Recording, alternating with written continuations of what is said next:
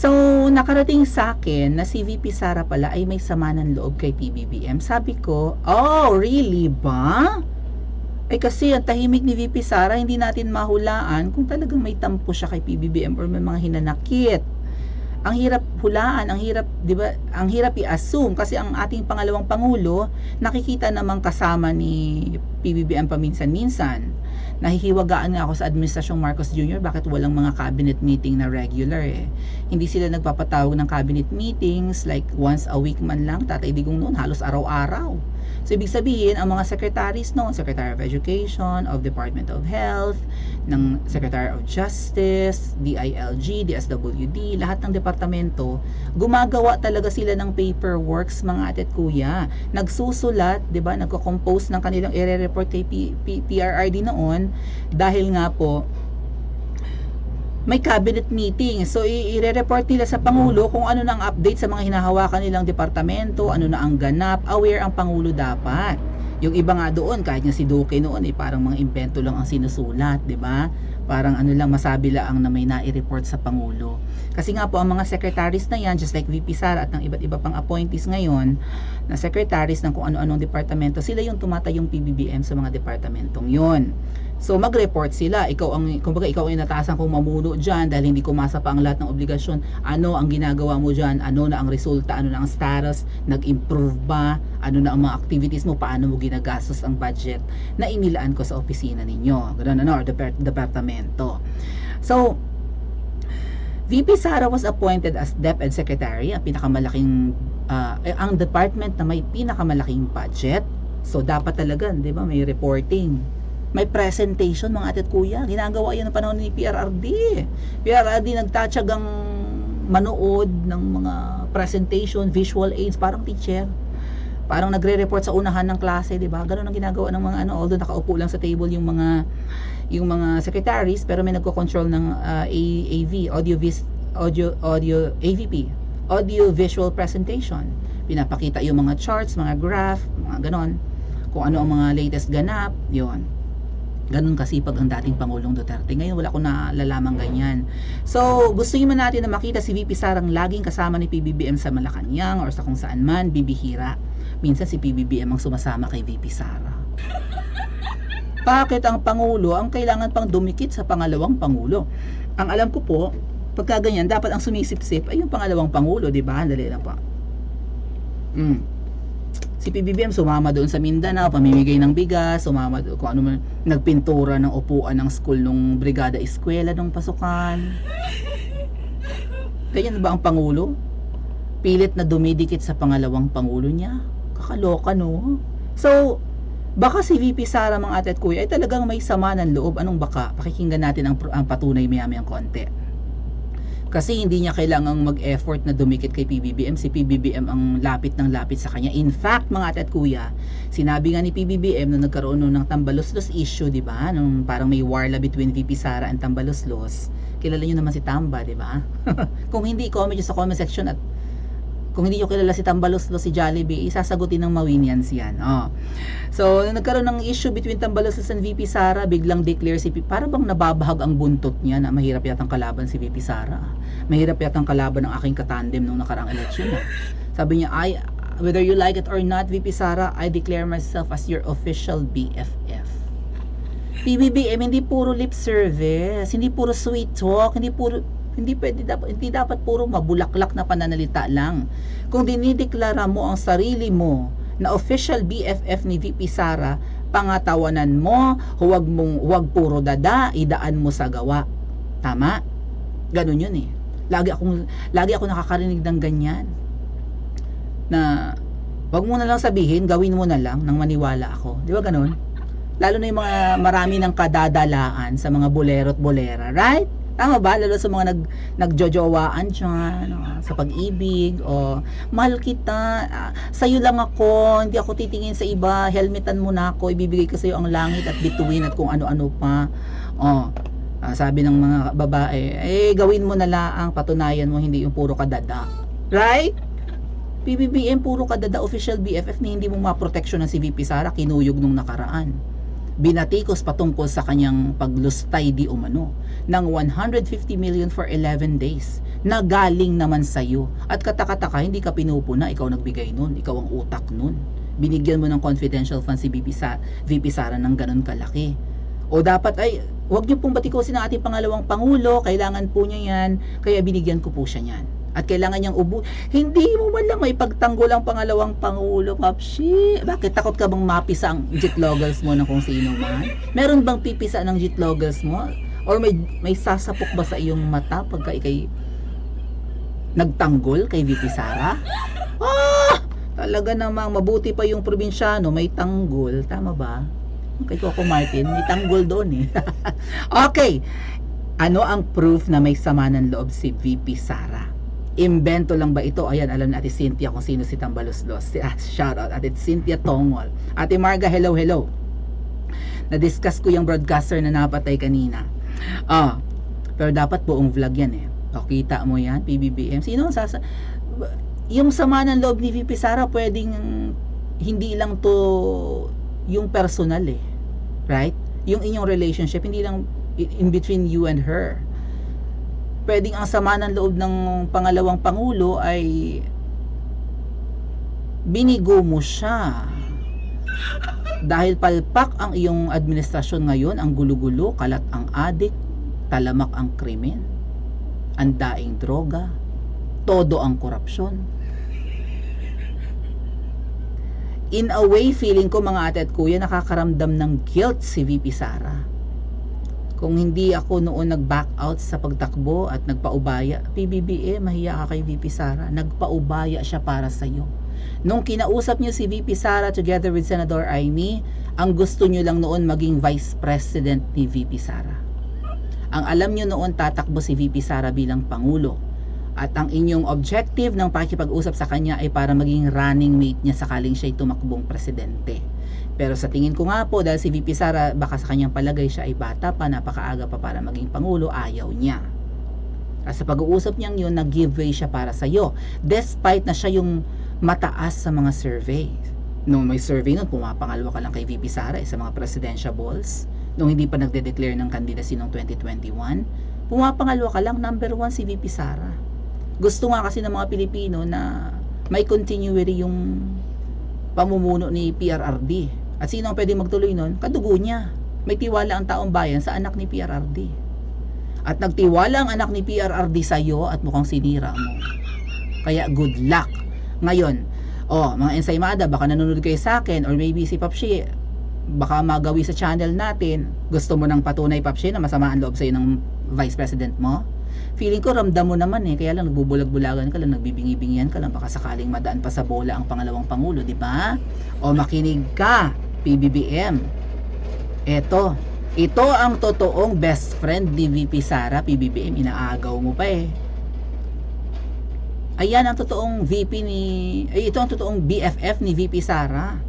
Si Spokes Harry Roque. Makinig ka. Tatapatin ko kayo, noong isang araw lamang, Biyernes, kami po nagtanghalian ni VP Sara. Wala po kami pinag-uusapang destabilization. Meron man siyang mga hinanakit, buo pa rin ang paniwala niya na iisang team pa rin sila ni Presidente Marcos. Meron siyang hinanakit kay PBBM. And take note, pinagbibintangan pa ang mga Duterte na gustong i-destabilize si PBBM. Gustong patalsikin sa pwesto. Madadagdagan ang hinanakit ni VP Sara sa iyo. Papshi, sawayin mo yung mga vloggers mo, yung mga ensaymada vloggers. Pinagbibintangan si VP Sara na gusto kang patalsikin. Pati tatay niya, kaladkad, mamaya pag-usapan natin si PRRD na aksidente, sigurado ako tuwan-tuwa ang mga ensaymada vloggers, mga ate at kuya. Happy sila na na-aksidente. Mga damonyo kasi yung mga PBBM, mga damonyo yung mga supporters mo, no? Mga dilaw yata yung iba dyan eh. Hindi ganyan ang totoong loyalista. Ang matinong loyalista ay hindi magagalit sa mga Duterte. After all, running mate mo si VP Sara. At hindi naman kilalang traidora yan para sulutin sa iyo ang pwesto. Masyado kayong paranoid kasi pangalawang pangulo nga yan. If ever something happened to you, PBBM, siya ang papalit sa iyo. Either madisgrasya ka, maimbalido, 'Di ba? Ano pa? Masiraan ng bait, maaksidente nga, or kusang bumaba sa pwesto, or mapatalsik, siya ang magiging pangulo. Ano ang mangyayari sa mga inappoint mo na ngayon ay nananamasa na? Malamang papalta ni VP Sara yan. Kukuha siya ng mapagkakatiwalaan. Oh. Alam nga, magtiwala siya sa mga inappoint mo ay puro palpak. Puro palpak. Kasi ang ibang mong mga inappoint dyan, parang may utang ka lang na loob. Like may mga nagbigay lang ng campaign donors. Oh, yung inappoint mo sa tayaan ng numero, hindi naman yun mayaman, pero nakapagbigay sa'yo ng 30 million. Ngayon, katakataka yung tayaan ng numero na yun. Laging may nananalo, lagi pang taga Bulacan. Anong meron sa Bulacan? At ano ang nabago ngayon sa pagdodraw ng lot ng tayaan ng numero na yan? Bakit ang daling manalo dyan ngayon? At sino talaga ang nananalo at nagkakamkam? Diba? Oh. May hinanakit si VP Sara sa'yo ayon mismo sa totoo niyang malapit na kaibigan. Ikaw dinideclare mo lang. Ayun si Spokes Harry Roque. Alam niyo sinabi dito ni Spokes, mga ate at kuya, kung bakit hindi binabatikos ni... Wag mo po akong i-copyright ha, Spokes Harry. Ako'y fan mo. Oh. Sinabi dito ni Spokes Harry, may tiwala pa rin daw si VP Sara sa unit team. Buo pa rin ang, 'di ba? Buo pa rin ang tiwala ni VP Sara sa unit team kahit na may hinanakit. Kaya daw hindi binabatikos ni VP Sara, at kaya si Spokes Harry Roque sabi niya hindi niya binabatikos ang Pangulo ngayon, totoo naman. Pero syempre may mga ginagawa ang Pangulo na pinupuna niya. Pero hindi pa rin siya sobrang bumatikos kay PBBM. Bakit? Kasi siya rin ang mapapahiya. Kasama siya noon sa pangangampanya kay PBBM. Isa siya sa nag-promote at sumuporta kay PBBM. Sila ni VP Sara. Oh. So ang gusto ni Spokes Harry Roque, mag-succeed ka pa rin PBBM sa pamumuno sa Pilipinas. Wala silang balak na i-destabilize ka. Kayo kung tutuusin at ang mga kamag-anak mo baga. At ang mga alipores mo, mga ensaymada vloggers, ang naninira kay VP Sara. Ang aga-aga ng paninira. Matagal pa ang election, 2028 pa. Bakit binibinay si Inday? Gusto nang matanggal. Bakit? Alam ko na mga ate at kuya, siguro nasabi ko na rin yan. Mukhang kailangang di ba may balak kang may nagbalak na magpa-impeach kay VP Sara or yung mga makakaliwa, right? Yung ACT Teachers Party List na gustong sampahan si VP Sara ng kaso. Wala lang silang may provide na evidence. Baka ang goal talaga mga ate at kuya ay tanggalin si VP Sara as Vice President, i-pressure hanggang bumaba, or maybe siraan hanggang sa maraming mag-rally laban kay VP Sara. Galitin ang taong bayan, siraan nga si VP Sara hanggang sa hindi nakayanin ng kanyang, well, good luck. Malakas ang loob ni VP Sara, matibay ang dibdib niyan. So pinipressure nila, sinisiraan, baka sakaling mapaalis sa pwesto kasi ang 'di ba ang line of succession ang Vice President ay pwedeng palitan ng Senate President. Tama ba? Kung sino ang Senate President, siya ang magiging Vice President pag naalis ang pangalawang Pangulo. So kung sakasakaling ganyan mga ate at kuya, baka ang maging Vice President ay si Migs Zubiri. Si Migs Zubiri, ang alam ko, madaling sumuko yan. Diba, nag-quit yan dati bilang senador. Nag-resign yan dati, diba? So hindi buo ang loob niya, no? Siguro, aminado siyang guilty siya sa kung ano man ang akusasyon sa kanya dati. So sino kaya ang pwedeng pumalit kung sakaling ayaw ng Senate President, or maybe tanggapin ng Senate President na maging Vice President pag natanggal si VP Sara, tapos hindi naman din siya magtatagal? Sino kaya? Baka mamaya yung Speaker of the House. Magulat-gulat kayo, Vice President na ang Speaker of the House, mga ate at kuya. What's their purpose of ruining VP Sara's reputation this early? Right? Aside from alam nilang malaking threat si VP Sara sa 2028. Nararamdaman din kaya nilang bumabagsak ang health ni PBBM, or alam kaya ng mga nakapalibot? Baka mamaya may sakit si PBBM eh. Isa yun sa pwedeng maging dahilan para 'di ba matanggal ang Pangulo sa posisyon. Baka mamaya ma-stroke yan or whatever. Or kung mahilig sa polvoron ay maging diabetic. Baka nagpupulburon din si PBBM, di ba? Na kumakain ng Goldilocks. So, baka maging diabetic siya, matamis masyado. So, kung magkakasakit siya, malaglag sa hagdanan ng Malacanang, mga traidor na mga nakapalibot sa kanya, si VP Sara ang presidente, paano na lang ang mga naka-appoint ngayon na hayahay na ang buhay at nananamasa ng magaling? So, talagang malaking banta si VP Sara. Wala na nga ginagawa ang pangalawang pangulo, hindi na nga umiimik, binabalahura pa. At nasaan si PBBM na official BFF at dineclare pa. Diyos ko, at think ko ako nga, sabi ko kung ako nasa posisyon ni VP Sara at may kaibigan akong iimik na gayon, ay Maui, kahit sa ayaw mo sa gusto, ipapaalam ko sa publiko na ako ang BFF mo. Awkward, cringy, right? Kung may kaibigan kayong ganyan, na nasa umpukan kayo ng inyong mga kakilala, kamag-anak, lahat na. Tapos sasabihin niya, ay, kahit na sa ayaw mo sa gusto, ako, dinideklara akong sarili kong ako ang iyong official BFF. Ako ang best friend forever mo. What? Sa loob ko na, Diyos ko po, Ginoo ko. Nangupit ka nga sa wallet ko. Inagaw mo nga boyfriend ko, official, excuse me. Best fake friend pa, pwede. Sa loob ko, meron akong talagang BFF.